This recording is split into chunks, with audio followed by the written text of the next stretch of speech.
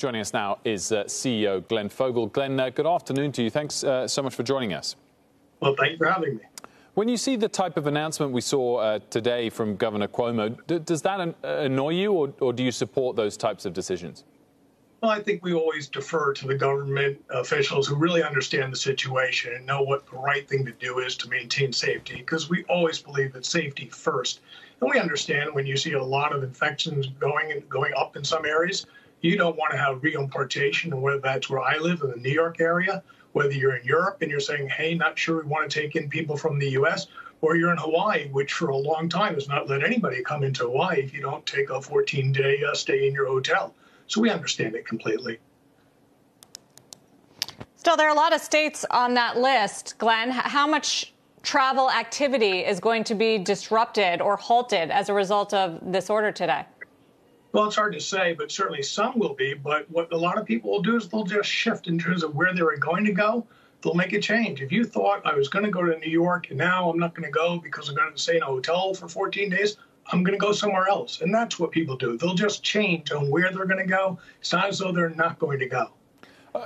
Has the U.S. got much greater ability to pivot in that sense, particularly as we look at the summer versus, say, Europe, where you're going to likely be crossing borders more in order to go on that potential vacation? Well, it's interesting. You know, Europe right now is in the middle of trying to figure out exactly what they're going to do, because they've been wanting to open up for some time. They want people to have complete border-free travel throughout Europe, which is really good for us because Europe really is our strongest market. In the U.S., it's very rare that we've ever had anything where states are keeping other people from going from another state. And in fact, I think I just saw that the DOJ has come out and is going to be looking at the Hawaii quarantine very closely, trying to say, hey, is this really allowed or not? From our point of view is that we want safety. We want people to do what is safe. And if people want to travel to a place that they think it's not safe, or we don't want people who are in a place that's not safe not to come to their hometown, we're okay with that. We are always willing to do whatever the officials want us to do. You've got great data, Glenn, real-time insights from consumers, whether it's OpenTable or Kayak or Priceline. What are you seeing in the states that are seeing the biggest hotspots right now in terms of people making plans and potentially slowing down those plans? Is there any data that you can share with us about the economic hit that we could see as a result of this first wave or hotspot, second wave, whatever you want to call it?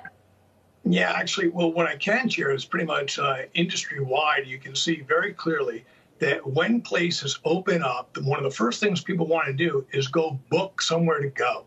That's just that pent-up desire to get out of where you've been holed up for 2 months, 3 months, or however long it's been. You want to travel somewhere. And we see that happening throughout the world.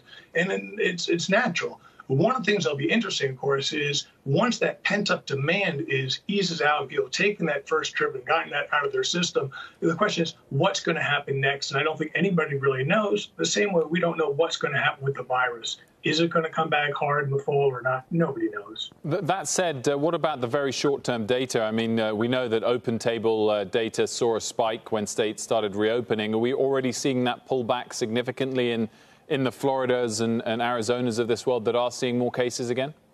Yeah, we put that data out publicly, and everybody can follow that day by day and seeing how many people are going to restaurants or not by state. It's one of those things. There's a little bit of a lag sometimes. Let's see over a couple of weeks what happens in Florida and Texas and some of these other hot spots. What about if the EU does go ahead and ban American visitors to the Union? What's that going to do to travel activity and to the bookings that you've already seen happen to Europe? Well, I think everybody's quite aware that there's been very little travel across the Atlantic either way, whether it be Europeans come to the U.S. or U.S. to Europe. Both places have said we don't want people traveling unless it's really, really critical. That is something that I think so there's not going to be a big change because of these rules. In addition, people are still scared to be on a plane. They're just concerned they're going to catch the virus on the plane. They don't want to get on that plane. So I think until we get a vaccine, I think we're going to have limited long-haul international travel for a long, long time. That's why we're all so hopeful that a vaccine will be found in the not-so-distant future and clear all these problems away.